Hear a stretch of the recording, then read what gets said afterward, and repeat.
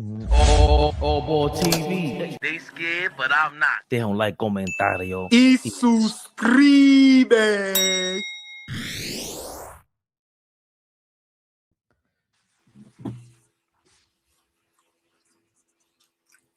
There's some concerns.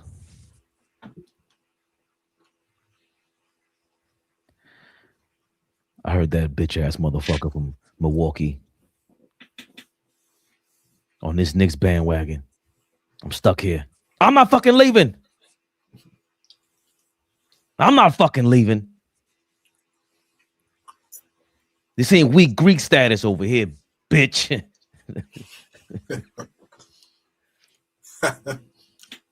Die hard. You know what we're talking about, man. Knicks Rehab. Knicks Rehab, y'all. AllBall. AllBall, suckers.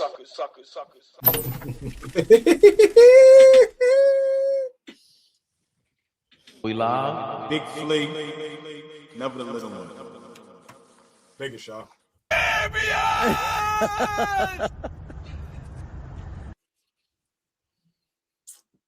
Had some rest. Able to digest the game from yesterday, the beatdown of all beatdowns.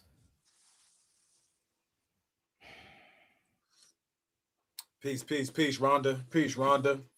Man, listen, hold on, because I ain't in it. Okay, I see it now. The beautiful, the lovely, the extravagant, the sexy, the elegant, the exquisite Rhonda Flores is in the building. Rhonda Flores, what up? Beautiful, the lovely, the extravagant, the sexy, the exquisite, the elegant. Darlene Bryan is in the building. Darlene Bryan, what up? Darlene B, what up, girl? Peace to the chat. What up? Chat, what up, chat? What up, chat?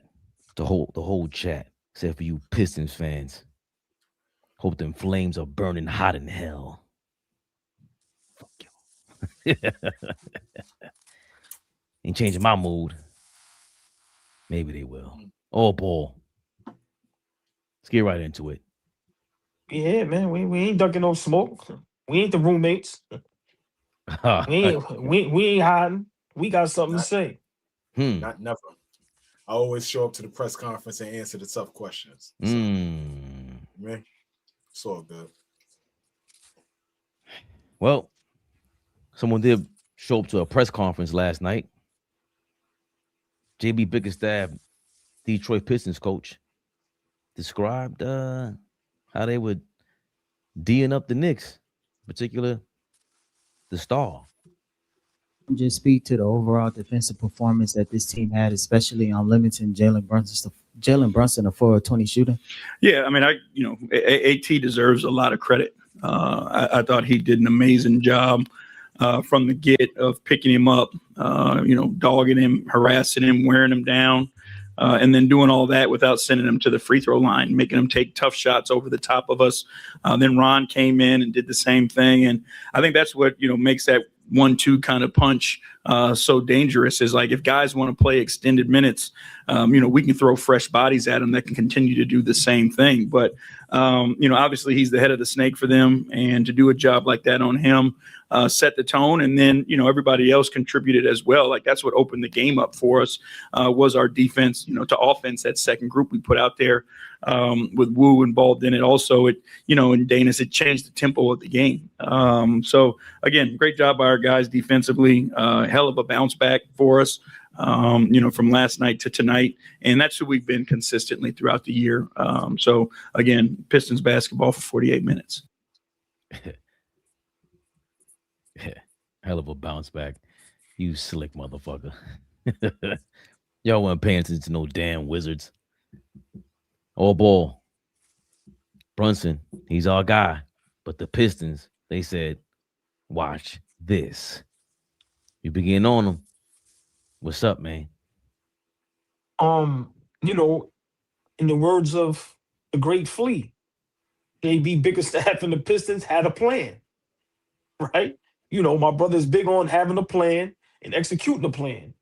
They had a plan. It seems like as we got the coach, the way we went about things, that night in Detroit, we didn't have a plan. I'm just very disappointed in our captain. I've been saying it. He needs to be held accountable more often because when he plays great, you see the applause he gets, right? Chance, MVP, King of the City. We hand him the keys. We call him the captain, Captain Clutch, right? Big body Brunson. When you have nights like last night, I need to see you. I need to see you at the podium. I need to see you on your podcast.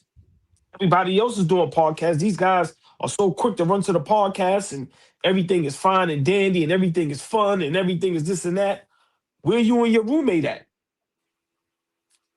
I need to hear explanation. I need to hear how you allow Amen Thompson and the Detroit Pistons to look like the greatest defensive team of all time.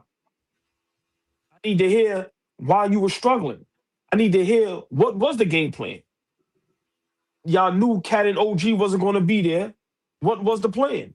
Right? So for me, I'm just very disappointed in Jalen Brunson. And it just seems like only Knicks Rehab holds him accountable. I don't hear no other platforms. I don't hear no other networks. Like I said, we dog Cat for how long now, right? Listen, Jalen Brunson, I really need to hear from our leader. Like I said, we handed you the keys to the city. We are ready to crown you. And as my brother Flea always say, what the fuck you done did? You ain't did shit yet. Got us to the Eastern Conference Finals.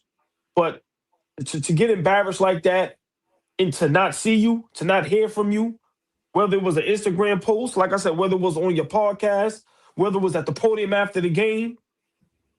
Listen, I don't care if you said 2 words. I want to see some type of leadership from our leader, from our best player. So I'm just very disappointed. But listen, you got to give kudos to the Detroit Pistons. Like I said last night, they had a plan. Fire was in their eyes. They didn't care about the other game. They wanted to make a statement against the Knicks, and they made a hell of a statement. So I'm just trying to figure out where's Jalen Brunson's mindset at, where's his head at, Paul's, and what's he thinking? Like, what is he going to do to get back to that MVP caliber type player, right? He's still averaging 27, but it's not a good 27. Let's be realistic, So we have to, like, really discuss when he goes against bigger guards. We went through this in Atlanta. Now we go through this in Detroit, and we see other teams, they just put a bigger guy on them, So I just need to hear from Brunson. But I'm very disappointed in a lot of platforms. I'm disappointed in our Knicks, but I'm also disappointed in Jalen Brunson because it's like, yo, where you at? We here. We suffering just like you. We get trolled and cursed out just like you. So I need to hear from the captain, man. I'm still disappointed. Baby, you said you slept. I ain't sleep yet. Flea, what you thinking?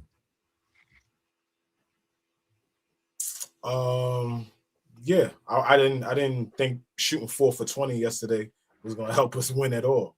Especially if you are leader, and we missing 2 starters. It's your time to take a step up and shine for us.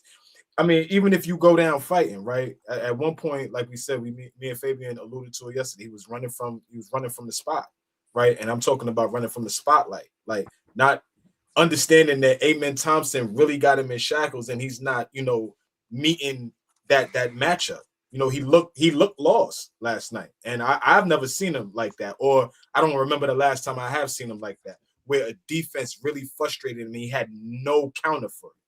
Like he had nothing to counter how Amen Thompson was being physical with him. And then, like Bickerstaff said, he brought in Ron Holland, and Ron Holland was playing the same way, just physical, right? Just not allowing him to get what he wanted.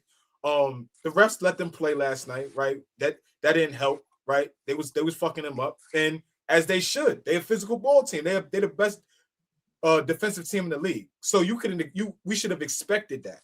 I agree with you, OG. It didn't look like we had a plan. And that's why I was like, at some point, I was conceding early on, right? That's why y'all was getting pissed off at me. That's what, everybody was getting mad because at one point, I'm just like, like going into this game, we didn't have our dogs. So I'm like, the whole plan with the shit, and we couldn't adjust. And as a team that's supposed to be trying to, go towards championship, you got to be able to adjust. So I can understand that. That's unacceptable. You cannot not adjust on the fly. Okay, a couple guys is not down. You got to figure it out. If you trust the guys that we go into war with. And last night we ain't go to war last night. We got our ass kicked from the word go. We was talking about it was early.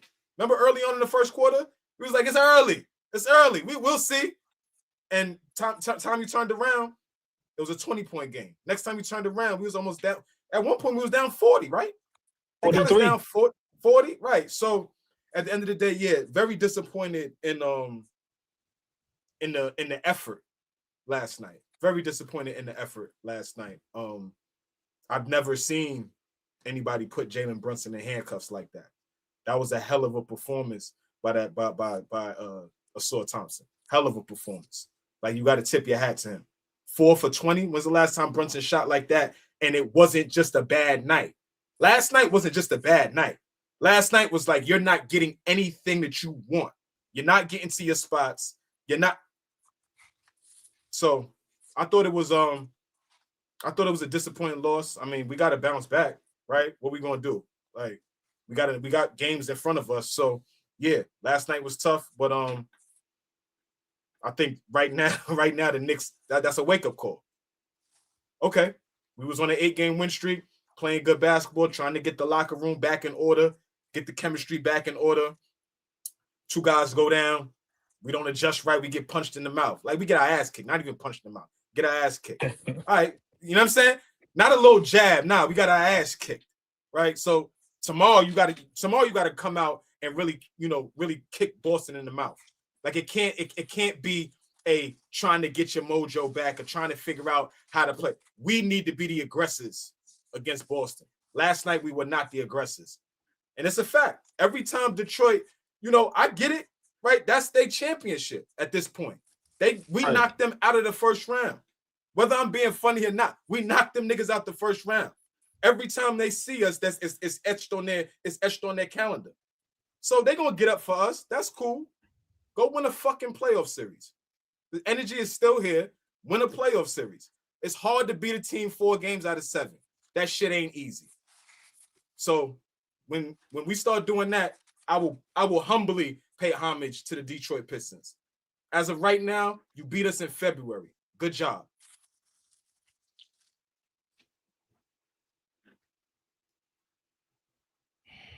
I think Brunson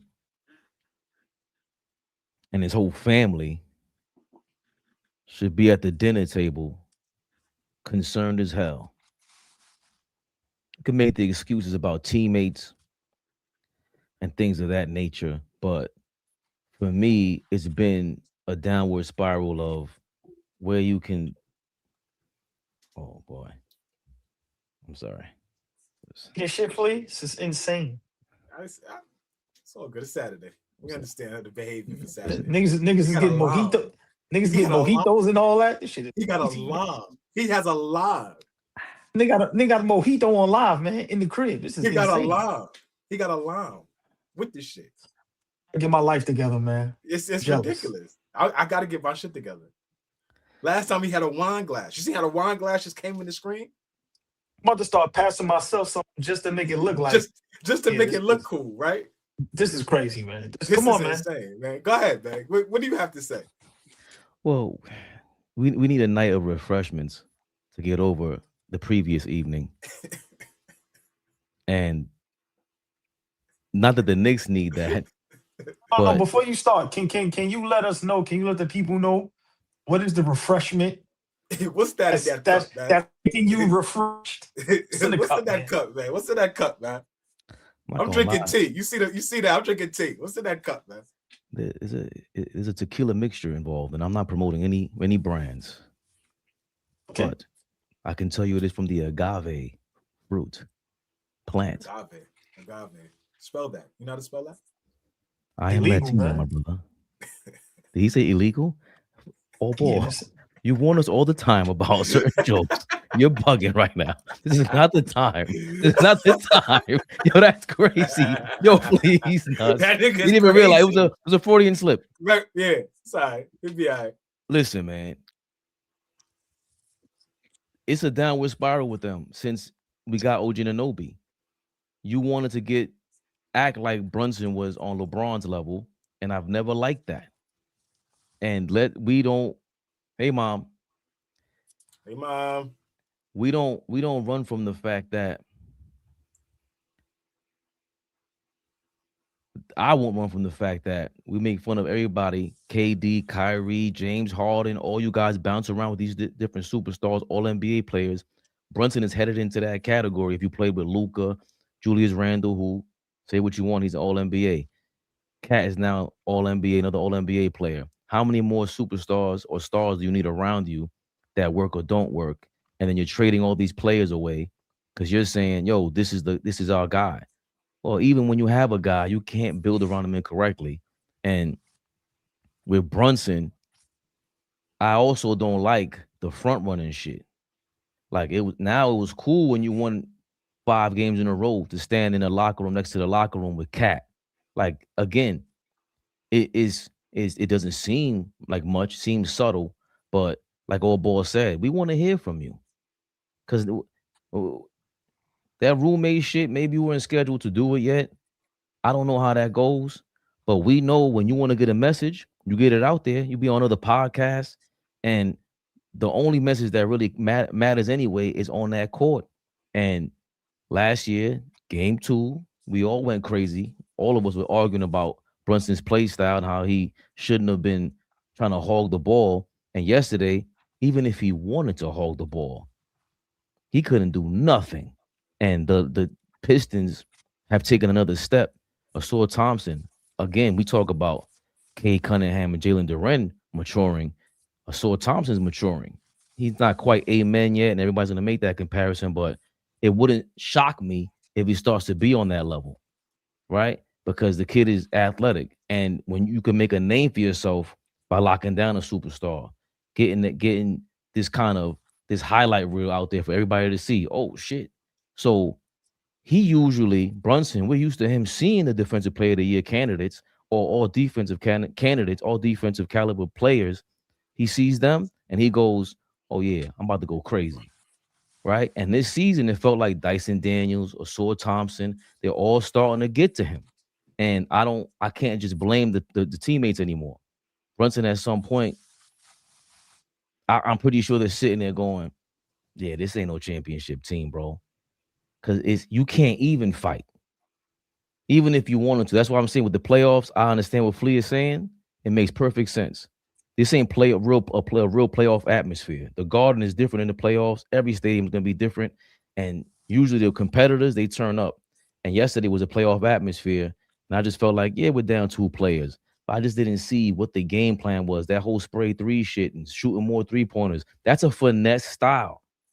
That's a finesse style. I don't care what era it is. You're a jump shooting team. And we don't have dogs on the defensive end, or we don't play like dogs on the defensive end to really balance that act out. And the Pistons exposed it. They definitely exposed it. So Cade Cunningham playing 21, 22 minutes, it's embarrassing. And I don't know what Jalen Brunson can say besides sound like us. He's going to sound like us if you give him some truth serum. What is he going to say? They fucked me up. That's what happened, y'all. That's the bottom line. So, boy, I'm not sure what he can really say to really make you feel any better. Something he can say, whether it makes us feel better or not. You always want to hear from your leader. You always want to hear from the best player. We all know when it goes good, the best player gets all the praise. When it goes bad, the best player gets the blame. How many times have you watched guys like Tom Brady who takes full responsibility? Now, we know Tom Brady, how successful he's been, how many championships he has, so I'm not comparing Brunson to him. I'm just saying, if we're looking at Brunson as far as like you say, Fabian, the Derek Jeters and all of that with the leadership and being the captain, bro, you got to come out here and be responsible. And, if you're going to be a leader, you got to lead. And how do you lead? By example. I hear a lot of players, great players. not going to ask my guys to do nothing I don't do. I'm not going to ask you to run through a brick wall if I'm not going to run through it as well. So I'm just the type, if I'm on that team, I want to hear what my captain has to say. Whether it makes however people feel. I don't care about that. We praise you over here, dog. The city loves Jalen Brunson. His second year, he's got compared to, is he better than Melo as a Knick? Is he better than Marbury as a Knick? I know people think it's funny and it's trolling, but there's been conversations. Is he top 5 greatest Knick ever already, right? I don't see him shying away from that. See him Michael absorbing all Jordan, that. Michael Jordan numbers in the playoffs. Trying to stay away from Jordan. it. Michael Jordan numbers in the playoffs.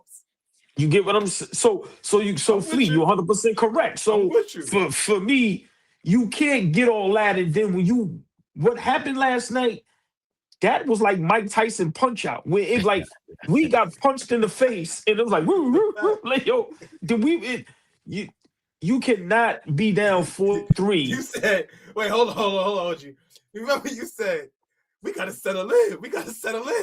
We never settled. Yo, we look sped up. Remember I was saying we look sped up. Nah, never. Flea, they settled us in. They wrapped us. They tucked us. Right in the and told us as our parents did when we was young. Don't turn that TV on. Don't turn that light on. Get your ass to sleep. Get your ass to sleep. Hold on, the Pistons sung us a lullaby. Gonna lullaby your ass. God damn. Yeah, they did. Damn. They baby boyed us. You want something from the store?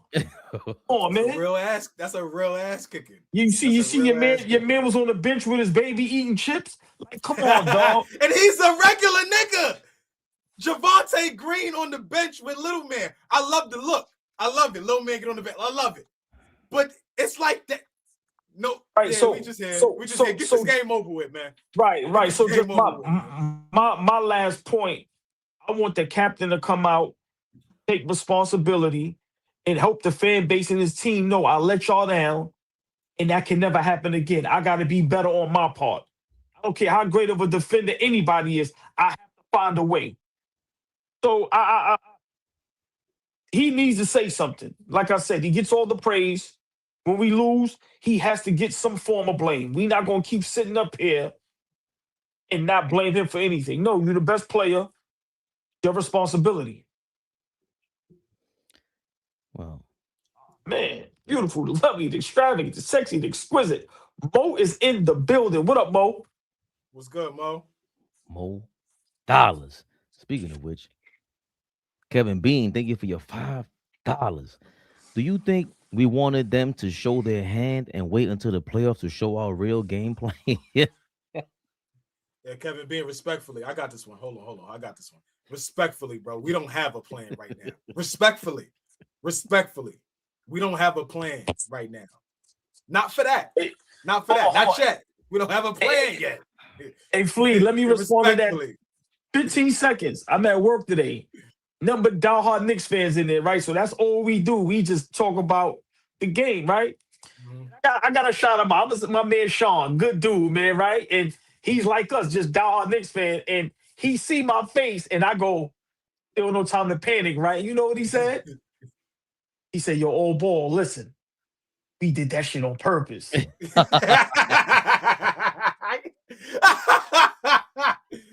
niggas out there like that. There's niggas out there like that, bro. I walked away from him. There's niggas out there like that, bro. I swear everything I love. He said that with a straight face.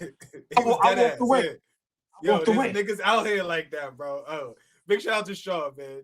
That nigga's crazy. We got our ass kicked. That wasn't on purpose. Speaking of Sean right now, thank you for your $5. He concurs. To be honest, y'all, I don't think our boys had any intention on winning that game or matching the Pistons. I don't know what NRG is. Energy. I'm sorry. You young boys and your hieroglyphics. You can just tell. Missing starters, 3 games, 4 nights. That's a good point in terms of the strategy for load managing and all that. I understand that, Sean, right now. Stop. Exactly. Just stop. That was ass whoop central. Straight bombage. This is 2 games with the Pistons. This is a trend. And if we're being real, they played that way in the playoffs. That was not a blowout series. That was Cat doing some heroic shit. Let's not forget, Brunson had a game winner. Heroic shit. Have we improved since then compared to the Pistons? Riddle me that, Batman. Come on, man. We got to keep it real. And of course, hold on. No. You sometimes when you say things, you got to let that settle in because that's an honest question. Like you said, Detroit has gotten just out of this world much better from last season. We gotten that much better. So I'm not saying we have to answer that now, Flea, but you can't just say that and then just go right on to another topic. That's something that has to settle in people's minds. Like, yo, we got to be for real about this. No Halliburton. Like I said, no Tatum. Philly struggling in the beginning of the season. Cleveland, Toronto, Orlando struggling. All right, yeah, we the 3 seed, but maybe I kind of like that. And, maybe one day, down the line, we're going to have to tackle that. Like, did we get better this season? Detroit Pistons will let their fans know that they're better by winning in the playoffs. That's when they'll let them know. Like, you can't be like, that's when they'll let them know. Be honest. Like, let's be honest about it. We started believing in our Knicks when we started advancing in the playoffs. Keep it real. Let's talk about it. Right? We allowed, but we started thinking about the Knicks having a chance at doing anything by advancing in the playoffs. It didn't really matter what type of game, how many games we won in this regular season. It feels good because you setting the tone, right? You getting good habits, you getting chemistry, you doing all the things you need to do to like get ready for the playoffs. But in the playoffs, when you show up, that's when it's time. So I can't fathom the irrational confidence that you can have when you haven't done it yet. Like, we could continue to still be confident in our team because guess what? We were knocking at the door of the finals last season. Knocking at the door. We eliminated them last season. Why are we acting like we the little brothers? That's where I was at yesterday, to be honest. Why are we acting like we the little brothers? Like, we are not the ones that are accomplished when it matters. I'm confused at that shit. Like, these niggas ain't done. I'm going to stand on that. These niggas ain't done shit yet. Bad game, we move on. It's February. Keep a cool booty, man. Let's keep a cool booty. Let's move on. Let's okay, great win. Let's move on. I don't know. Little bro done got a little bit bigger, man. Doing some push-ups. Nigga threw a punch at me yesterday. I'm gonna have to kick him in the nuts. We gotta start playing dirty, dog. So you do what you gotta do to kick your little brother ass. What you gotta do. Little bro fucked us up. Fact though. Outside though. He was beat me up outside. That's a fact. No. I ain't running from that. That's a fact. Straight dragged us. That's a fact. Ragdolled us. And I like what Flea's saying too, because and that's not true. Hold on. 3-on-1, 3-1-3, whatever your name is, Kurt. That is not true. The Pacers had the experience. They were in the playoffs last year before that too. They were on the same trajectory as us. Stop that. Like, tell the truth. In the conference finals against the Celtics. Like, slow down. Like, they would stop that. Like, they were an experienced team as well. How many everybody likes to tell their own truth and not the actual truth. Like, slow down. How many coaches have been in more conference finals than Rick Carlisle?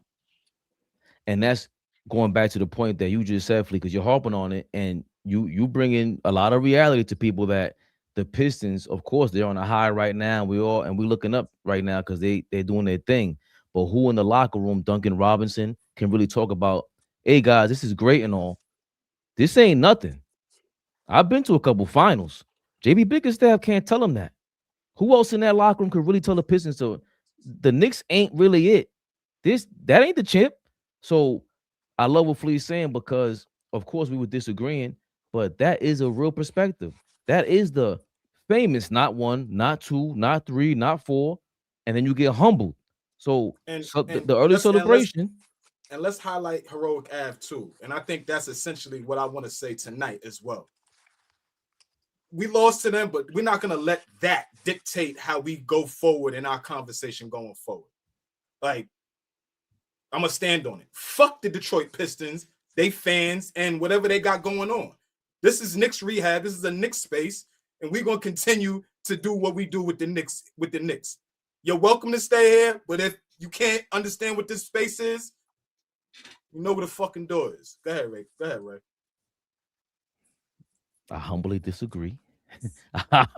They're not gonna dictate. Nobody dictates nothing but us. But if you see something interesting, I like the fuck the Pistons part, fuck the fans part. I like that. But the topic is the topic. Have we gotten better than them? So I love that you said that, old boy, real quick before we slide over. We slide over. She did that on purpose. She playing with us now. It's enough now. Stop. All right, I'm gonna stop. I'm gonna stop. Beautiful, the lovely, the extravagant, elegant, the sexy. Does that say Nick? What does that say? You know, listen. Nick House tatted mommy. Right, so it's not all right. So it's not Brick House. It's Nick House tatted mommy. Shout out. You once again though, late in the building. Late. We need y'all in the building ASAP. What happens? But hold on, boy. When you come in late, sometimes we make that payment late. You charge a late fee. Look, she threw that $3.99 up. You talking about, Papa? Oh, you shake for $3.99 now? I didn't see it. Y'all shake for $3.99 now? All right. Oh man, let me work, man. Come on, man. Let them cook. Let them cook. You the funny nigga in the cut. Always want to make sure everybody got a cold beverage. You see? You the nigga in the cut that always want to make sure everybody got a cold beverage. Oh, you all right? Do you need a refill? You need something else? Speaking of which, King Speech, thank you for your $2. They got more to prove to us than we do to them. I like that.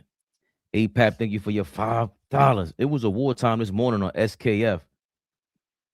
I don't know what that is. Show the Pistons fans calling in, trying to invade, talking jazz about the city of New York. They drew first blood. Okay. Smoke. It's smoke, man. I love it though. It's smoke. Stay right there, old boy. It's smoke. Aaron, thank you for your $9.99. 99. He's keeping it cool. Here they go. Listen, man. We just warming up. They see one avatar hit. Y'all ain't do that all. Go ahead. He's too here. Go crazy, Ray. I'm here, nigga. Knicks fans make more excuses than a nigga that call off work every day.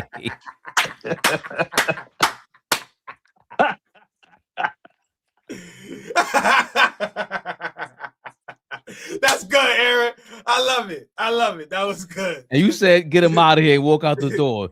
These are classic moments, Flea. That's good. That was good. You got to be savvy like that. That's savvy. Hold on. Savvy. I'm sorry. That. I stand corrected, Flea. You right. He paid for the hate. He paid for the hate to be savvy. At least be slick talk with it. You niggas is from Detroit. I thought y'all are real slick talkers. Come on, my D-Town players. I like that. Aaron, man. Huh? We won twice by 30 plus and Flea. How many playoff series y'all gonna win before y'all get to the big one? Oh my God. That's a fact. Yo, Aaron. Keep our feet to the fire. That's savvy. I like that. I like that energy. Nah, right. You can't. You absolutely right. I can't. What you think I'm gonna run from that? Hell no. Listen, the NBA needs to pray that the Knicks and the Pistons meet in the playoffs. We don't need nobody messing that up. The NBA and the fans need to pray that the Knicks and the Pistons meet in the playoffs. That's going to be must-see TV. They have to, must-see playoff series. Must-see. Nah, Aaron is so crazy. I don't even see him in the regular chat. He just paying for chat. Aaron, that's some that's some player shit, Skywalker. That's 2 3/4 carats. Put it in the comments, brother. Put it in the comments, brother. You got 2 3/4 carats, 5 racks on his. All this fly talk. Pay for the hate. Show some love to the brother at Canal Street, my man. But listen, you know once the Knicks start getting hot, you know who's coming out the woodworks and got something to say. The fake ass Knicks fan himself, Stephen A. Smith, then opened his mouth about us. Reunited with Skip Bayless. See what he had to say. And so as I look at the New York Knicks, I'm like, if it was Thibodeau, I wouldn't be as worried because they rough and rugged and they came at you. They were like cardiac kids fighting Pause that. Mike Brown is a really good Fabian. man. Pause. Spin it from the top. Pause. Please. Could you spin that from the top? I missed what was saying. Just hasn't shown up. Right. But they got Donovan Mitchell, who I believe would show up. And then you kept your two bigs in Allen and Mobley. And so as I look at the New York Knicks, I'm like, if it was Thibodeau, I wouldn't be as worried because they rough and rugged and they came at you. They were like cardiac kids. You don't even watch the games. No. Oh boy, I didn't realize this motherfucker. Nah, all right. Play the clip. No, you got that. Play the clip. No. Play the clip. Motherfucker, man. God damn. East Blue Drew, leave Mike me Brown alone. is a really Play the good clip. man. He really, really is. And he's a good coach.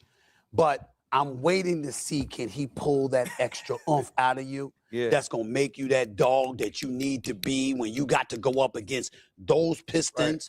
Because this is the thing about the Pistons more so than the Cavs or anybody else. BJ Bickerstaff comes on the show, First Take, whenever, when the offseason arrives and all that stuff. And he couldn't stop talking about how badly he wants the Knicks. Like, they will never beat us again, ever. And his players feel that way. Yeah. And then I watched the Knicks go into Detroit a few weeks ago and lose by 30. Yep. And I said, oh, shit. I'm really, really, really worried. They brought in the dog, though. Jose, he got that kind of mentality. Yeah, but then he's not, that's not enough. Alvarado. Now, this is a story all about how. Listen, man, just in case we thought he was lying, your man, JB Bickerstaff, not BJ. When they got him out, he go crazy. Yeah, post-game interview yesterday. He had some things to say. In history with the opponent, the Knicks, from the playoffs, and you beating them by 40-plus points twice this year.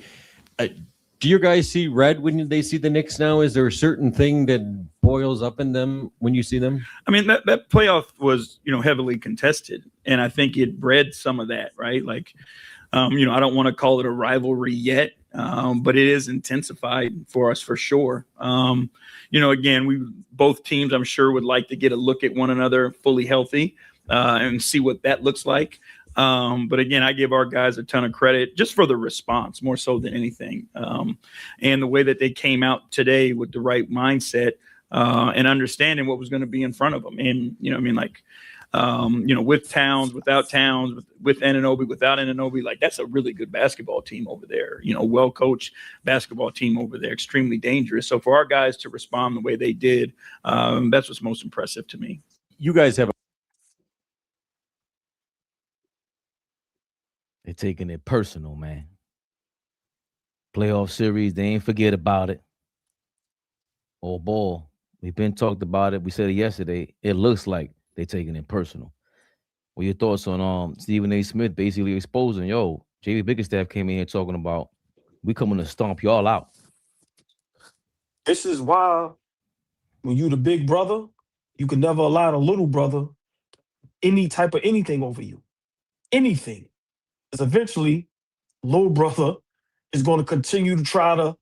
So I love when, Flea said that. Listen, man, Detroit really felt last season they were going to beat us, right? And then now they come back this season. All the talk is the Knicks.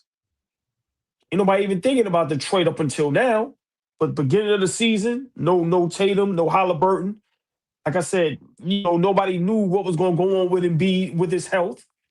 So all you heard was Knicks. And Detroit is sitting there going, hold up. We supposed to beat y'all last season. We wasn't healthy. So, and JB, the way he is, the way he coaches, listen, he's fueling the fire. And that's why I said last night, them dudes had red in their eyes. That was their championship. And Flea, I agree. They ain't do jack shit. So it ain't really for us nothing to get nervous about. But, you can't allow the little brother to dog walk you like that. No, you got to put up a fight. You got to at least let the little bro know, nah, big bro still got that power. You hit him with that little gut shot. Yeah, you might have beat me this time, but it can't be like that. So listen, I believe what Stephen A. Smith said. I believe JB told him, them players feel some type of way. You see what the young man, the kid with the dreads, I forget his name, the guard that come off the bench for the Pistons. He was undrafted. Bro, you see what he said? Dennis Jenkins. Right. Flea, did you see what he said? Yeah. So. You get what I'm saying? So them dudes, I don't know if they're using this as fuel, but listen, they don't like us. I'm gonna pull that up real quick. Yeah, you can pull it up. I would love for you to pull that up, so people can understand what we're talking about and what's going on with this Detroit thing.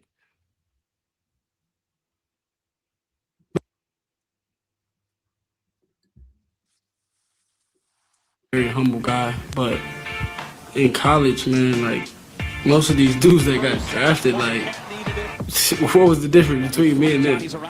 Like what? Y'all tell me what was the difference? And so for me, going undrafted is like that's insanity to me, like literally insanity, and that burns inside of me every single day. I'm not gonna get into it, but that took something away from me. You know what I mean? And it is what it is, but they're going to have to see me. Every time I match up with somebody that I know, whoever was drafted or whatever, I just take that personal, man, just because, like I said, I just know there was no difference between me and the guys that got drafted. And it is what it is. It's the past. But for me, man, I just carry a big chip on my shoulder. I always say it has just been me my whole life. Like, I've came in and had to prove myself. But as far as, proving myself that I'm an NBA player, I knew that from the first summer league, and I said that, and I still stand by that to this day because I knew we would get to here. So just my last point. So, I love to hear what Flea and Fabian has to say. These guys take it personal. So you have that. And think about Cade Cunningham. Think about all the praise Jalen Brunson's been getting, right? You have a guy like Cade going, hold up, I'm Cade Cunningham. And then I'm going to give you a little caveat, and then y'all can cook. Bias Harris is from New York. You don't think he may not feel no type of way? Y'all niggas ain't come get me? Niggas ain't never tried to sign me? I was out there. So I just think the Detroit Pistons, they are building, this fire, this desire, this hate against us. And it's making them play championship level style basketball on both ends of the floor when they play against us. So we have to be prepared for that. Now that we know what's going on, we meet them in the playoffs. Mike Brown and Brunson, y'all have to be prepared because they're going for the juggler, man. And I love it, though. I love that mindset. I think that's what the sport of basketball is missing. Guys with chips on their shoulders, physicality, and guys that's going straight at you. So I have no problem with it. We just have to be prepared. And as my brother Flea said, I'm going to keep saying it, we need to have a fucking plan. If we ain't got no plan, they will run us off the fucking floor. So I just love this little thing that's going on. Hopefully it can turn into a rivalry because I think it's great for basketball. And that's what the NBA is missing, a rivalry. Flea, you heard Stephen A. link back up with Skip Bayless. Magic is still there, by the way. What do you think about him exposing JB Bickerstaff, saying, yo, this thing is personal. We're taking y'all to the moon with this. Yeah, that's the energy you want to have, right, as a coach. So, I told somebody in the comments earlier today, I love the Knicks. But I love basketball first. For me, I love basketball first. Then the Knicks fall into place. But I love basketball. So when you see that, hell yeah, you want your coach. You don't think them guys are going to run through a wall for JB when he speaks like that in the media, when he sticks up for his guys on the sidelines with the referees, just how demonstrative he is with that team, and wherever he goes, it's always promoting who his team is and the things that he's building. But again, they building. And that's what I'm saying. Our goals are a little different than theirs. And that's where I'm at.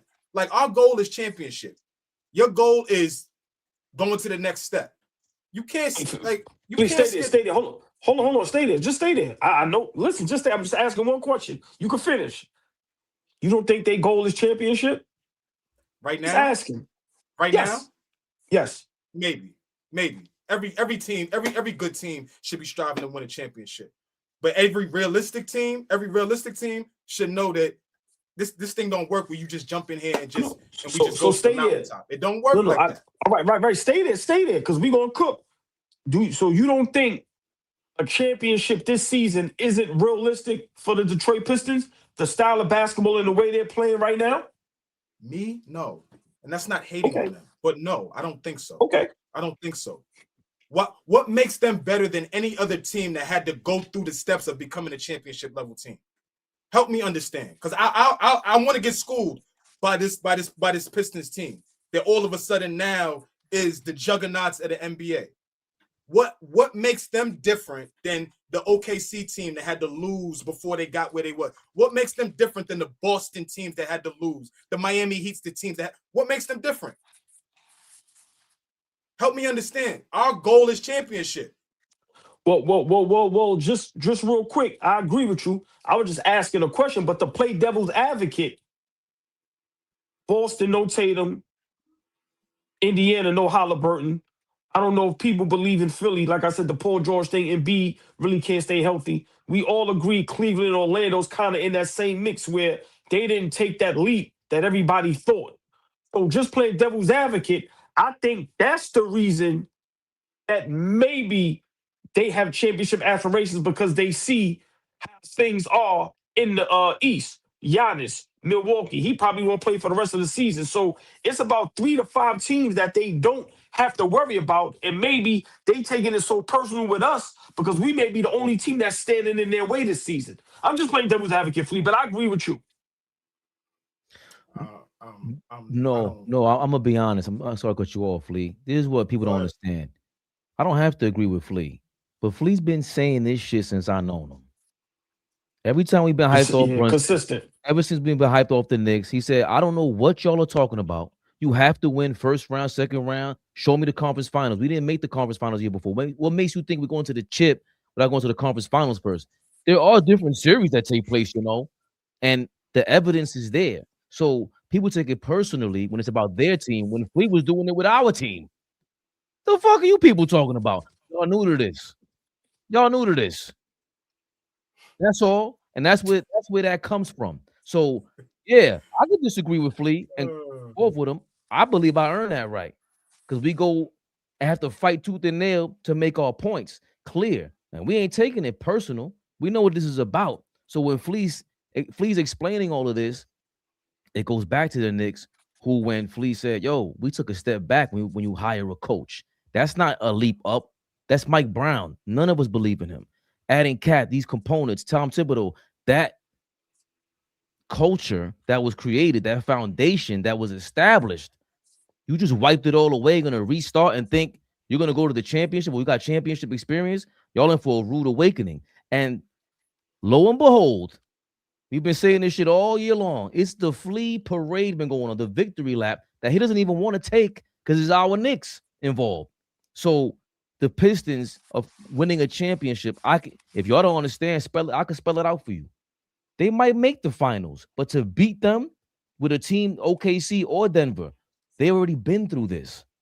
Even the Celtics, they've already been through all of it. So to get through to them, it takes a different level that you haven't even experienced, including the Knicks. We haven't experienced that Jaylen Brown saying, yo, Draymond punked us in the championship because the lights was on, as you say, AllBall. What Floyd always say, yeah, that sounds good. When them bright lights come on, that shit is different, bro. It's only 2 teams left. It's a rumble in the jungle. That's what this shit is. And yeah, Detroit got the components for it. We see what we been gave y'all props, but that's all Flea is saying. And that team has a coach that has a damn chip on his shoulder because he was done dirty by them damn Cavaliers. Bitching and moaning, them soft ass players that I've been talking about. Y'all couldn't handle JB Bickerstaff, and he went over to Detroit and turned that team around. Help turn them around. Excuse me, because you got some dogs over there. They changed everything about that organization, and for them to have us as the target, and we're acting like, and we showed like we did last night, it's proven JB Bickerstaff's point It's proven with Stephen A. Smith. Even if he's flat out lying about that conversation, it doesn't sound like a lie. Shit looks true to me. And when I watch the highlight reel, we're getting our ass whooped. So, and this is 2 games. I hate going through it, but as Flea says, it takes steps, and we got to come out of this, and you got to deal with this. And we have some. And the goal can't be us. Like, the goal is us. The goal is us. Because for us, the goal is them. The goal is the championship, right? The goal can't be us. But Flea, let me just ask you, right? Because because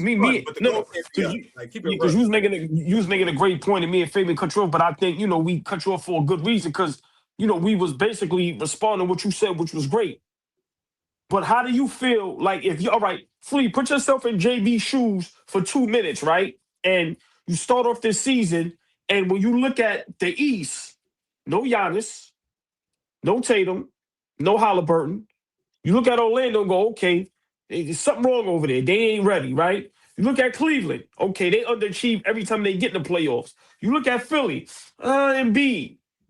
There's only one team to really look at. So if you're JB,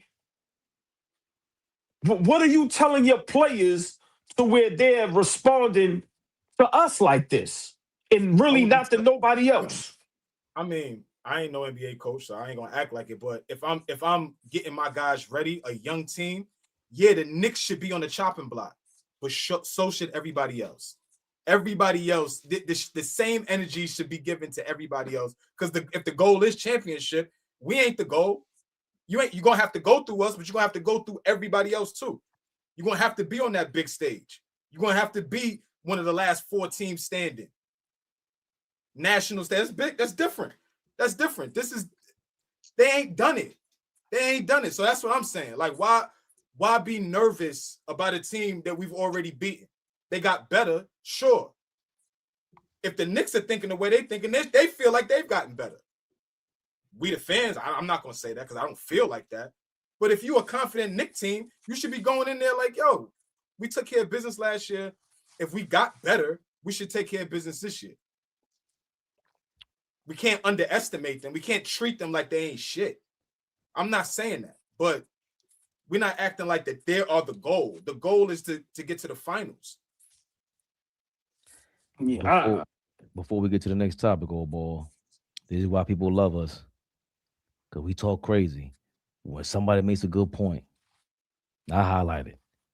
Question. Since the Pacers beat the Knicks in back-to-back series, are y'all the Pacers little bros? Thank you, DeAndre. That's fair. But that's fair. That's fair, though. Let me tell you something about us. We may hate what y'all say because it's the truth, but we got to be honest.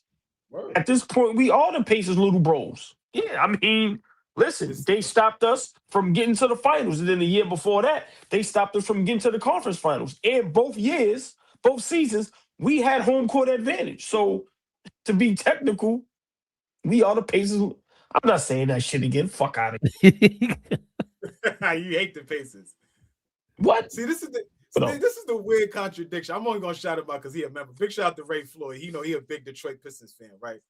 He been talking about the Pistons have all these championships. They got more championships than us, right? That's in the past. But when the Knicks talk about things that happened last year, that's the past. Like, what we talking about? It's the weirdest thing how everybody like watches and calculates things in their mind. It's wild. I love it. Oh, I'm gonna just say this: big shout out Ray Floyd, big shout out to Detroit, right? Like y'all show love, y'all show love in this chat, man, and we really appreciate it. But Ray Floyd, how old are you? Because we got a criteria over here. Knicks Rehab has a criteria over here. You can't be claiming championships if you was a toddler. Ages 13 and up. If your team won a championship and you was the age 13 and above, then so be it.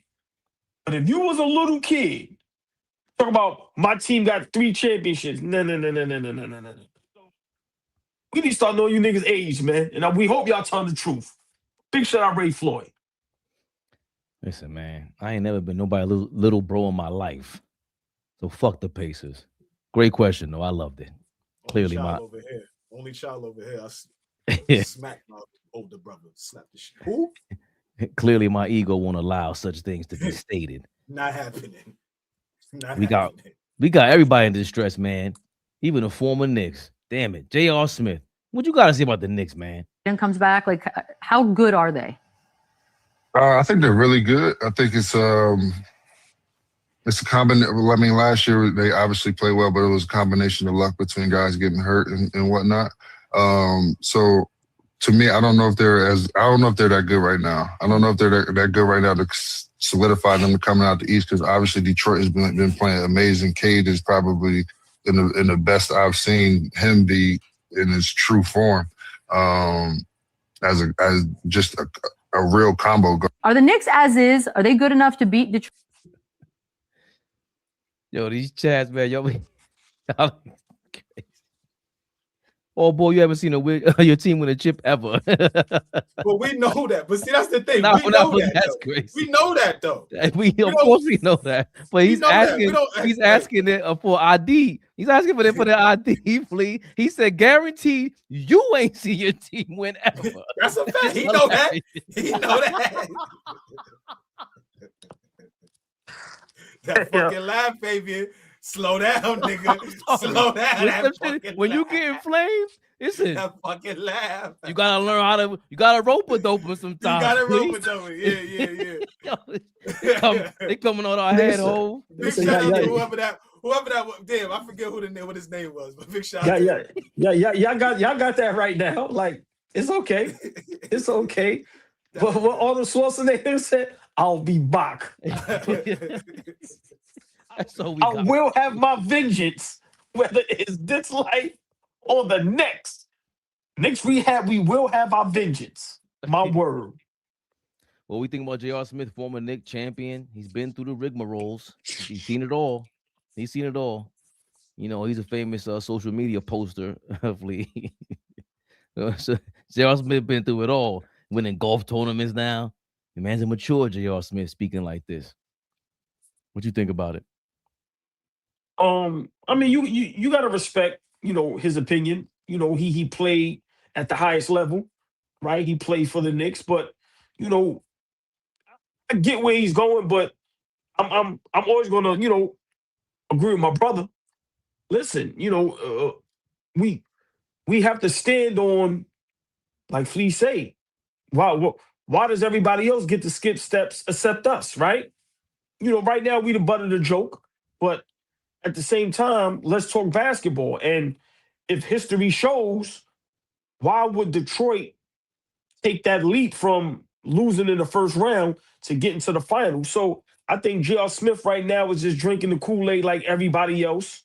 I understand where he's coming from, because he's probably watching the game and he's seeing like, wow, this shit is a little scary because we got our ass kicked twice. But, him being who he is, I listen, but I don't agree with him. Like I said, you got to beat us in the playoffs, right?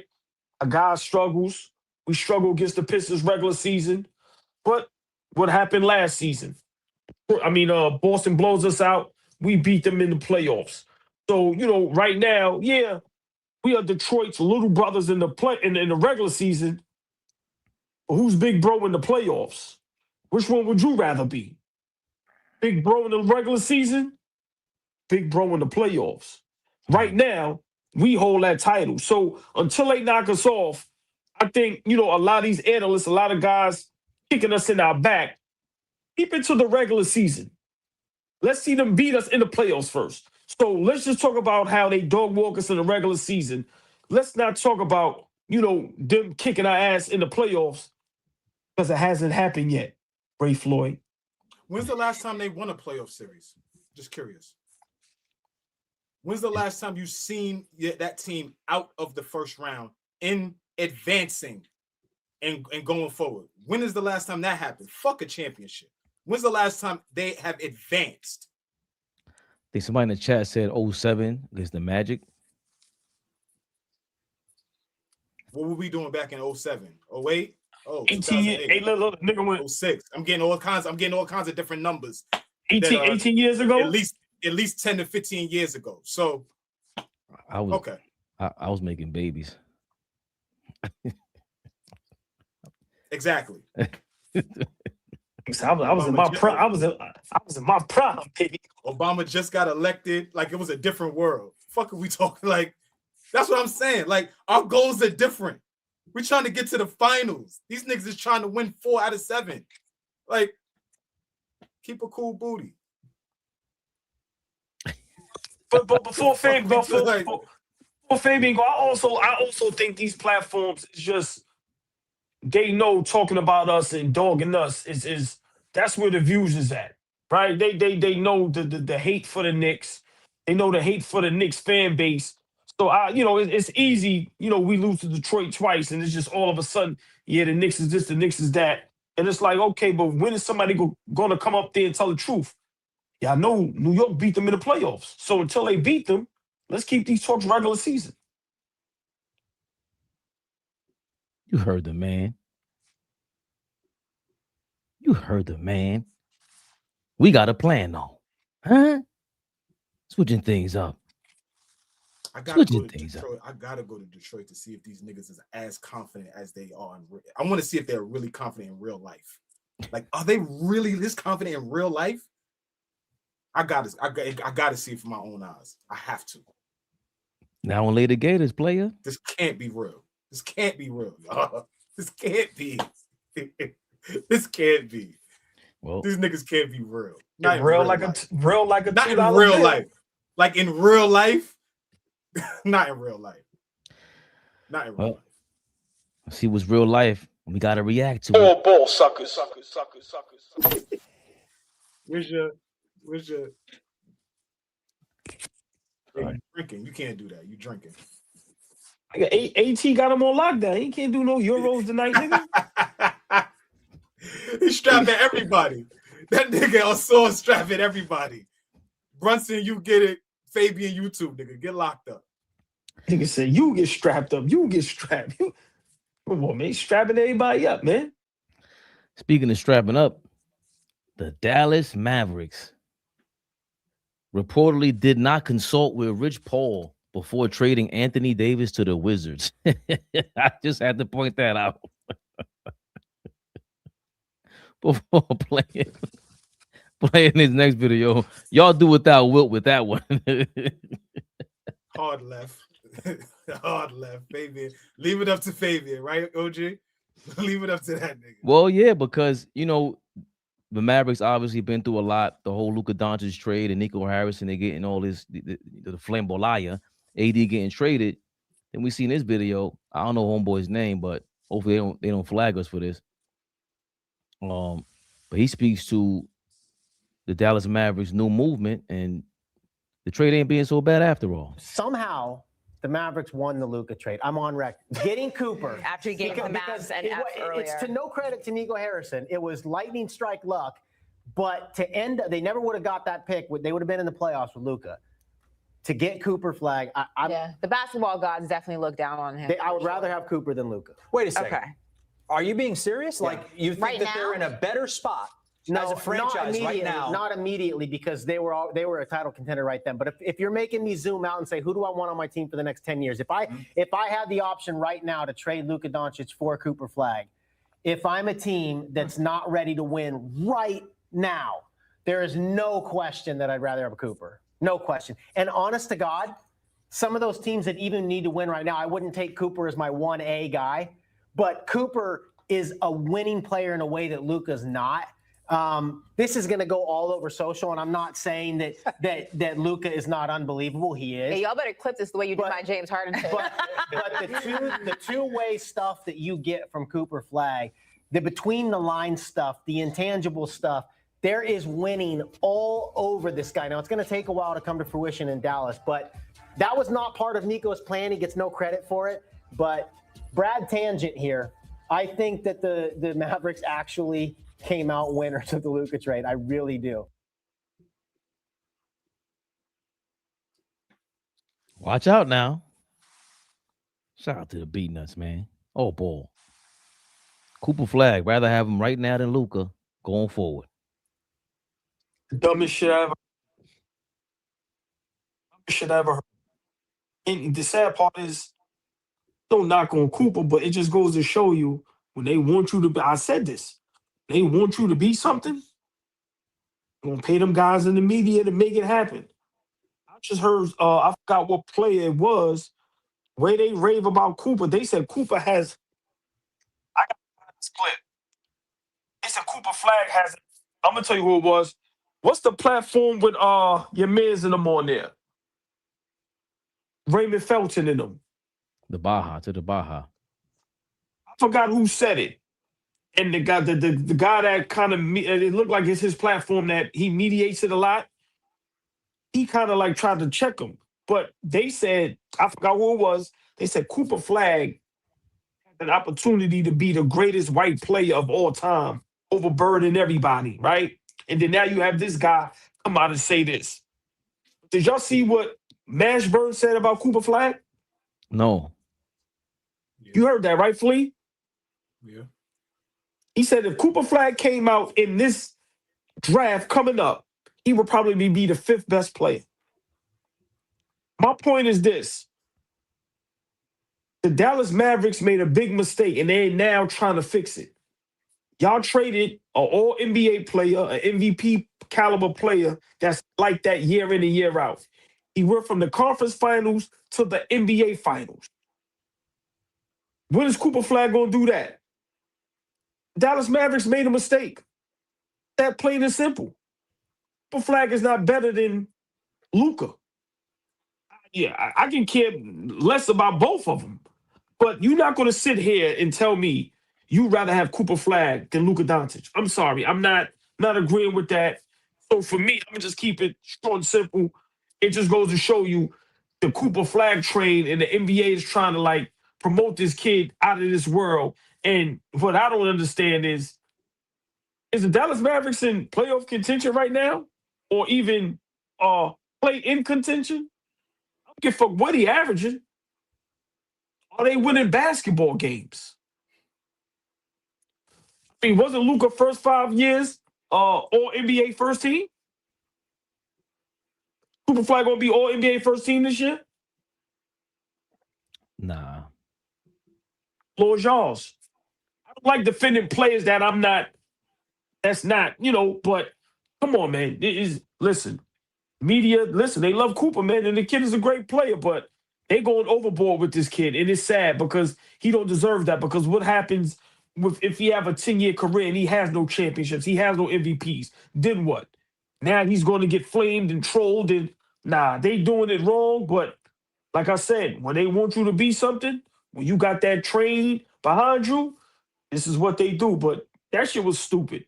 Homie is 100% wrong. Don't want to know his name. Don't care to know his name. Hope I never hear this person talk again. He's an idiot. That's the dumbest shit ever. Flea, what are you thinking? Ooh, I guess I'm an idiot. Because I mean, I don't fully agree with the comment, but I'm gonna walk back what I said. I didn't think he was as good of a player as I thought he was, and as I've been watching him throughout the season, just sample size after sample size, just what I'm watching, the kid is gonna be great. The kid is gonna be great. You can see all the intangibles from what he got, aside from just being able to score the basketball.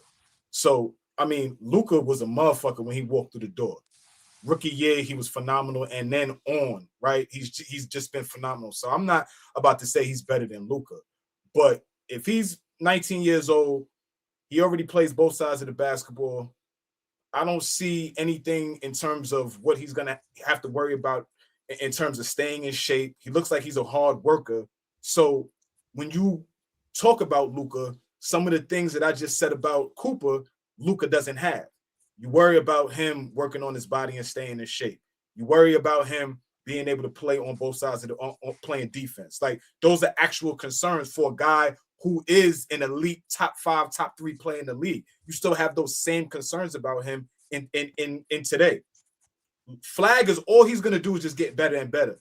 Is Luka gonna get better at the things that Flagg is already pretty good at? So I understand that the comment can be crazy, but the projection on the kid ain't wrong. right? Unless he falls off a cliff, how he is developing or who he's going to become, I don't see it. I don't see it being at the end of the day when everything washes out and we look at it 8 years from now, 10 years from now, Dallas is not going to be kicking themselves in the butt like, damn, we should have never traded that dude. Right? But hold on, Fabian. Now, Flea, how you said it, it sounds way much better than how Homie said it. Because to me, the way he said it was like he's better than Luka. And let's be honest, I'm not a big Luka fan, but Luka's first 5-6 years in the NBA was insane. All NBAs, conference finals, NBA finals, top 3, top 5 MVP candidate every season. So I'm just saying, now the defensive part, I agree. But the way you put it, the projection, yeah, the kid is a great player. I have no problem saying that. But I'm not going as far as everybody else is going. Like I said, he ain't leading his team to the playoffs his first year. He ain't doing that. He ain't gonna be all NBA first team. He ain't doing none of that stuff. So, but how you put it, pause. I can agree with that. How you said it. Did Luka lead him to the playoffs his first year? No. I don't see anything wrong with what he said. He didn't say that he was better than Luka Doncic right now. He just said, yo, whether it was luck, whether it was planned, whether it's the conspiracy that that family trying to devalue the Mavericks and take them to Vegas, whatever the hell it is, that's a hell of a consolation prize. I don't know if Luka Doncic in 3 to 4 years is going to be on the same level as Cooper Flagg. Cooper Flagg plays both sides of the ball, and he's a dog. I was dead wrong about him. No, say that again. You said in 3-4 years, what? He's going to be, I don't think they're going to be in the same class. Like, Luka doesn't play defense. They traded him because Nico Harrison said, yo, I'm with Kobe, I'm with LeBron, I'm with Jason Kidd. Kidd can front all he wants to. These guys were frustrated with the guy who has the talent to be the MVP, but there's something missing. And we see it here with the Lakers. You're supposed to bump LeBron the fuck up out of there. Yo, bro, this ain't your team. You a dog towards the ref. You a dog for shooting. You a dog for that grenade assist for your teammates. Cooper Flagg talks that shit, will yam it on you, D's up. They put him at point guard position. He ain't even a natural point guard. I'm totally impressed with Cooper Flagg. And Luka Doncic has been totally impressive, but he said, yo, I don't know if the next 5 or 10 years, I'm going with Luka over Cooper Flagg. The kid is 19. In 5 years from now, Luka better, I don't know what kind of workout regimen he hits, but this is not going to last into your 30s. You cannot be a fat boy your whole life trying to pull these moves off. You're going to get hurt bad. Cooper's athletic, and he's working on his game. So now he's going to have a skill set along with the athleticism. He won't just rely on something that he came into the league with. I haven't seen him be a crybaby. Everything about him has been, it's not just a promotion. I don't even see what you're talking about either, AllBall. Because even with the comparisons to Larry Bird and Stanton III, I don't see this craze for Cooper Flagg. Nobody barely talks about him. He might be 5th in this draft, but that speaks to everybody in this draft. This draft is going to be ridiculous. So this level of talent for what the Mavericks are, what would Luka do with this team? I don't know. The Lakers, he has Austin Reeves, and they were balling. He don't got Austin Reeves with him. Kyrie's down. He ain't got no LeBron with him. Anthony Davis ain't play. So I don't see what I get it because it's Luka the star and he's already established. But we all got questions about him. We seen him in the championship when they dogged him and he had 40 points a game, whatever it was, and they still were upset with him. Yo, bro, that's not what it takes. That's not what it takes. It just doesn't. Hey, y'all. Luka was looking pretty fine until Homie came back. Him and Reeves is looking like one of the best 1-2 punches. They was a legit 2 seed playing great basketball. But as with the health and what y'all saying with staying in shape, 100% agree. We talking 10 years from now, Cooper's going to be better. He's going to be in his 10th year. Luka be in his 20th year. So, but like I said, I'm just saying, see the hype. The kid is good.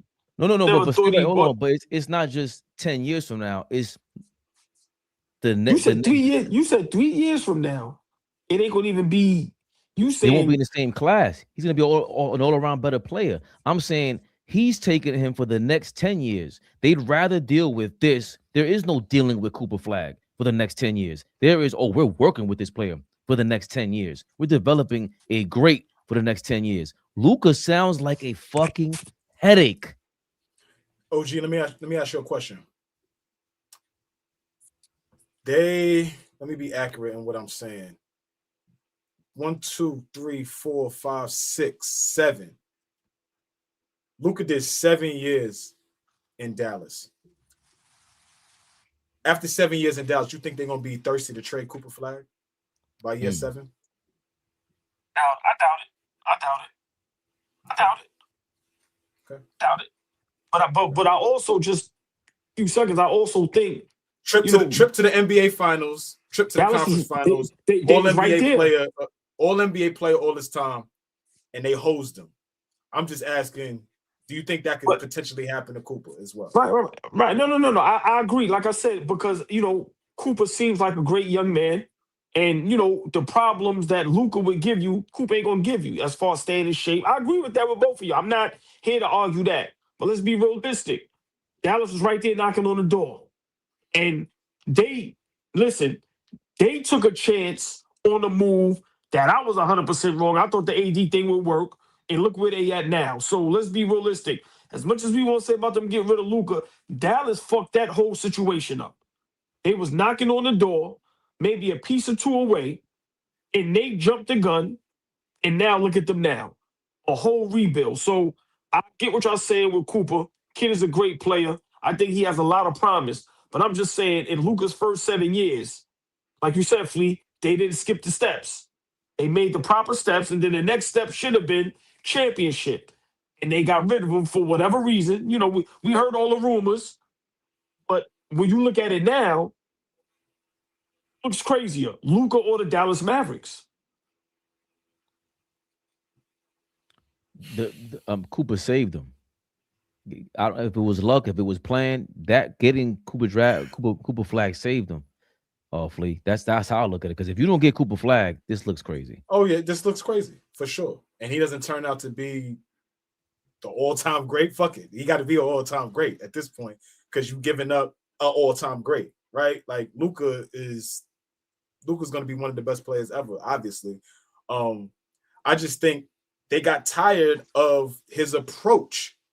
Right, I know what you're going to get out of him, but the approach is tough to deal with. And I don't think Cooper Flagg looks like he has a completely different approach. So, I mean, it's all about who wins first at the end of the day with LA and Dallas. It's all about who wins first, right? Like, at the end of the day, whoever wins first is going to probably feel like they won the trade, per se. If Luka went... Stay right there. Do you feel that way about when the Lakers got rid of Shaq and kept Kobe? I felt that was more individual. That was a more individual thing for me. But do the Lakers feel like they lost? If we're going to trade you Shaq and he won before they did, do they feel like they lost? I don't think they lost. You can't feel like you lost. You watch this nigga come in camp out of shape every year, and still found a way to get 3 in a row. Still found a way. But again, approach. What are we talking about? We're talking about approach. How serious do you take the game? Right? Kobe took the game. He was a maniac. Shaq, obviously, I'm sure he loved the game, but taking care of your body in a maniacal way, Shaq wasn't like that. Like, nah. So the Lakers got rid of that fat ass motherfucker 20 years ago, and they imported a fat ass motherfucker 20 years later. So all I'm saying is, to AllBall's point though, Mavericks talking, if they talking fly like that, that sounds good. You keep these bum ass moves up with trading AD or whatever it is. That the Cooper Flagg, elevation might not happen in Dallas. Y'all looking suspect too. Cooper Flagg's people cannot overlook the fact that, damn, y'all traded Luka, traded AD. What are you gonna do with Kyrie? What are you gonna do next? Because if I'm that nice, I need this team around me too. It ain't just gonna be about me and my development. Hell no, you ain't treating me like KG in Minnesota. Not happening. Speaking of KG, he has something to say about this Donovan Mitchell, James Harden new tandem. Can they get it together? I think James Harden's going to make Donovan Mitchell not only a better player, but give him another sense of confidence. Remember, Tyrese Maxey played under James Harden. You remember that, right? You got to very willing to negotiate that. You got to be willing. What are you talking about? Like, you got to be willing to do what James Harden can help you do. Man, you know what I'm saying? This is the biggest player I think dude played with. Spidey ain't played with nobody bigger than James Harden. Yeah, but I'm just saying, like when you played a certain way for so long, you got to be willing to say, hey, this is what I got to do to help us win. How many guys do that? You know what I'm saying? Donovan Mitchell has never came off as not a student of the game. If he came in here very ego, I would be super shocked. I would be hella shocked. If he came in here and he was actually being egotistical towards Jay, I would be floored actually. Mm-hmm. That one I wouldn't see why he would do that. Mm-hmm. Learning from somebody like James Harden. You see what James Harden did for Tyrese Maxey? You see how Tyrese Maxey thinks being around that, after that mentality, that means something, bro. This is gonna help him, bro. And this is gonna help Cleveland. To Paul's point, usage rate in the NBA, Donovan Mitchell's number 4, James Harden's number 6. That's what I'm saying. So a lot of usage gonna be a from problem those with guys. the ball. Somebody's got to be like more willing than the other, because that's how they're effective. He just came from playing with. But you see how James is effective and you see how Mitchell's effective. Who's going to be more willing to say, all right, I'm going to need to sacrifice just so much of controlling the ball? Like, you know what I'm saying? Can you still be effective as James Harden? Like, how do you be effective? You have to learn how to be effective. Like, you can be effective, but you got to learn. That's something, you got to learn that. That ain't like, you got it. You just got to be willing and learn it and get used to doing it like that, if that's what's going to work. You have it. James Harden's been around a carousel of all NBA players, all ball. What do you think about KG saying like, "Oh no, it's good. They're gonna work. This thing gonna happen." Love KG, right? But I disagree with him on this one. Get what Paul is trying to say. He just got a difficult time saying it. I don't know why. He sounds drunk. Right, but I get what he's trying to say, right? But I'm gonna be honest. For one, I don't think James Harden helped Maxey do jack shit. Let me make that clear. I think James Harden is a cancer, man. Everywhere he goes, ever since he left Houston, it's just been turmoil, man. It's been terrible. He went to Brooklyn, that didn't work out. Philly didn't work out. Like, come on, man. You just was in LA, which we thought was like just gold for you. That didn't work out. Now you go to Cleveland. Now, I think the Cleveland move with James Harden is going to help those bigs, right? Because, listen, he's a lob threat.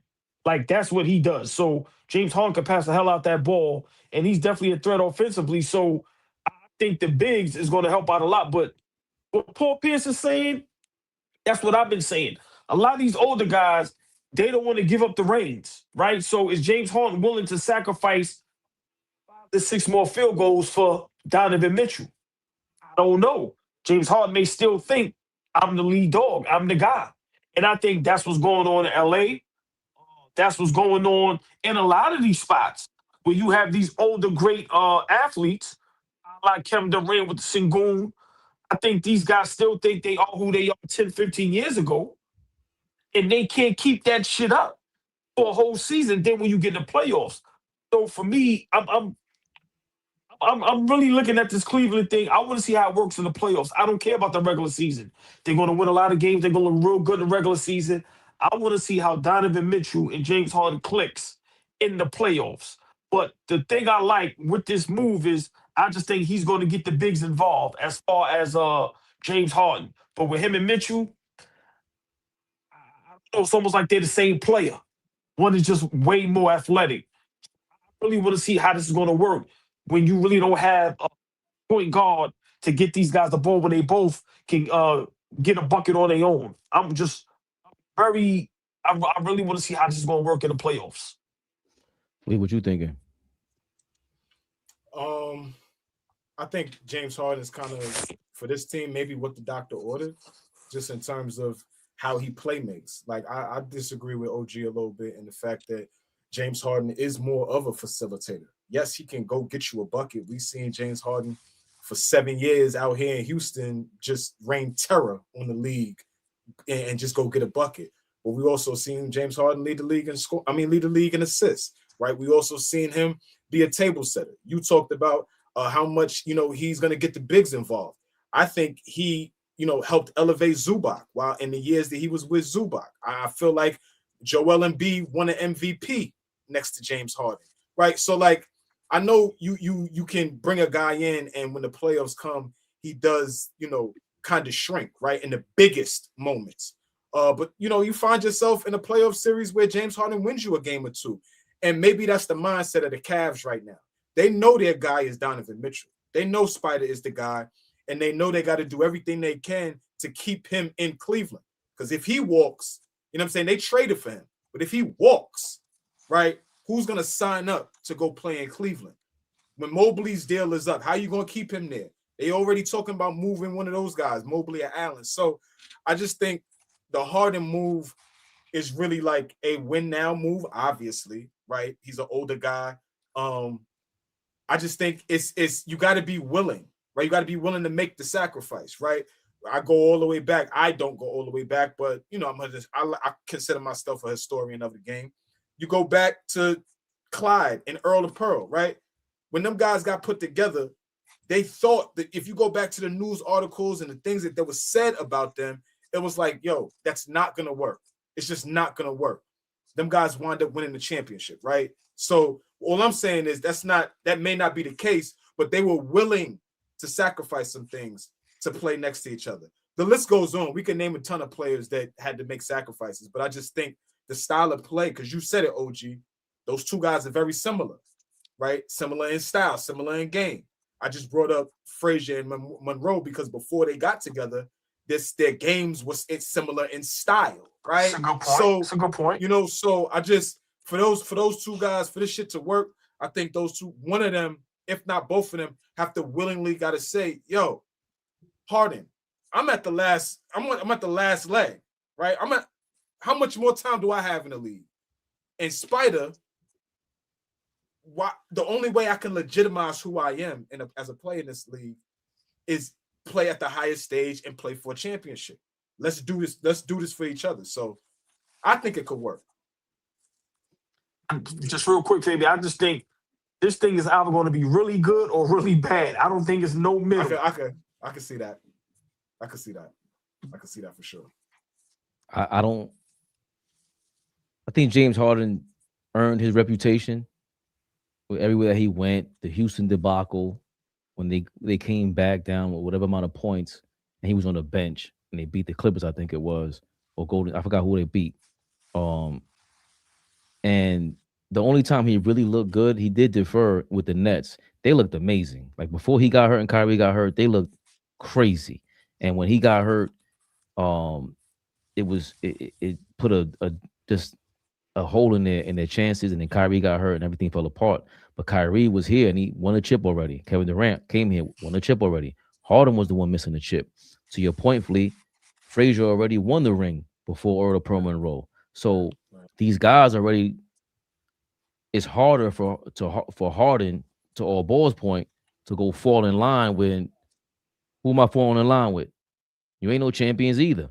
So their play style, I think Donovan Mitchell will have to sacrifice and change his play style because Harden can get you the ball.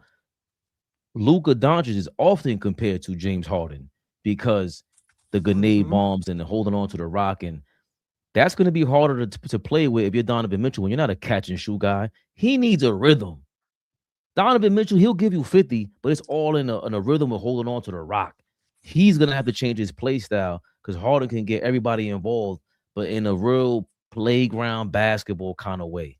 And I don't know if that was going to mix well. That looks like a disaster waiting to happen against the Detroit to the league and even Boston to the league and even the Knicks. You can defend that. You can make them play into their flaws. And James Harden is just, you talk about having that edge that we talked about Luka earlier of trying to win and take it to the next level. I don't know if Harden ever did that, because you had Kawhi Leonard to defer to, and you were able to defer to players. I mean, he was in the championship with OKC. In case we forget, he's been in several conference championships. So Harden has a lot on his resume, but it's just we all feel the same way about him. Like, oh, dog, you here to go to the strip club, bro. You here to party and bullshit, dog. Like, we know your whole resume.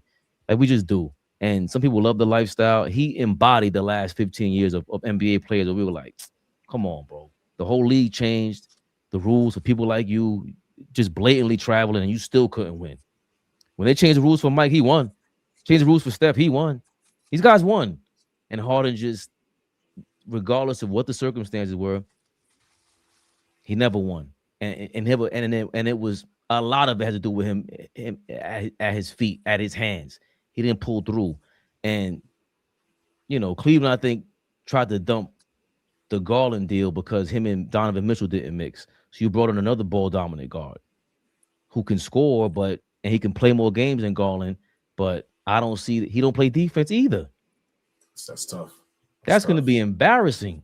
You got two guys, they might start wailing on James Harden after a while, even though you're going to give me some points if I'm Jaron Allen, who ironically he was traded for with the Nets, but boy, I don't see it working. Oh, yeah. Y'all both made some great points, and just my last point is I like how Flea kind of compared it with, and then right and then Fabian, you kind of took it to another level, right? Because think about it. James Harden can look at Spider and go, I'm an MVP. I've been to a finals. I got to defer to you. Like, Flea, these guys really still think in their 16th, 17th, 18th year that they don't have to defer to nobody. So for me, I think that's why I say this can be either really good or very bad. And I think it all depends on James Harden's mindset. If he's just there to get the bag, to get his numbers up, like you said, and look good in 1 or 2 playoff games and kind of force Cleveland to give him that money, that's all he's worried about. I don't think he cares about a championship. I could be wrong, but that's just my opinion. I think, and my last point with this as well, I think the roles for Harden should reverse a little bit in this spot, meaning when Chris Paul came over to Houston, it was really to empower James Harden, right? Be another ball handler, be another decision maker, be another playmaker, and be a fucking dog on defense at that time for Chris Paul, right? I think in this spot for Harden, you got to empower Harden. You got to empower Spider. You got to come in and be that support for him. Because when Chris Paul came in there, y'all were in the fucking conference finals. You don't get hurt. You got an opportunity to beat the Golden State Warriors with Kevin Durant. You have an opportunity to do that. So all I'm saying is that Harden got to maybe, be a little reminiscent of that and say, maybe my role needs to be empowering Spider, because people say Spider is still inefficient. Spider takes a lot of tough shots. Spider doesn't show up in all the big moments. He could lead you here, but he needs to get over all of those things are being said about Spider. Maybe I could get him easier shots. Maybe I could get him in spots where he's not taking tough shots, right? He could be a little more efficient. Now we could take less energy on the offensive end, and now I could put that into the defensive end for Spider. Because the next level for him is like, if I lock in on defense, maybe I can help, the Cleveland Cavaliers get that smut off their name about being soft, right? It's on Spider too. So I'm just thinking Harden come in, it could help, possibly. Just please, Fabian, let's say is, remember what Harden said, his favorite quote in the Clippers? I am the system. We were, listen, just saying, these guys' mindsets, listen, man, they go into these teams with these young dogs that's up and coming, that they're trying to help. They trying to compete and still let them know, y'all the little brothers, I'm still the big bro. I am the system. All ball suckers.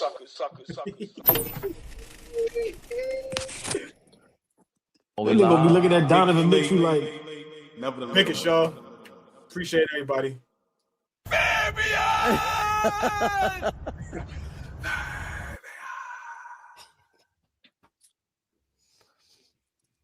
That's crazy. Hey, tomorrow, y'all, 12 o'clock game. Oh, early one. Right before the Super Bowl. Okay. So how we behaving? Are we going after? Or what you want to do? We could talk. We could talk offline. Oh. Yeah, no.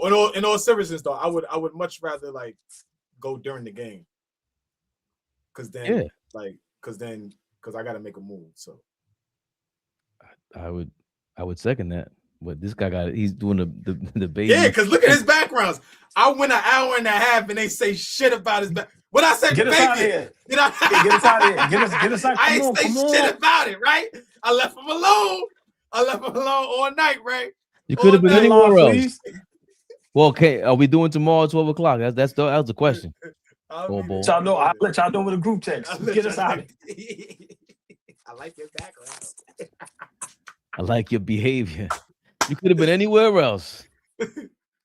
Tomorrow you'll see the notification. Turn your notifications on. Thank you for joining us. Enjoy your Saturday. Yo, stay warm. New York the whole East Coast is frigid. See y'all later. AllBall TV. They scared, but I'm not. They don't like comentario. Y suscribe.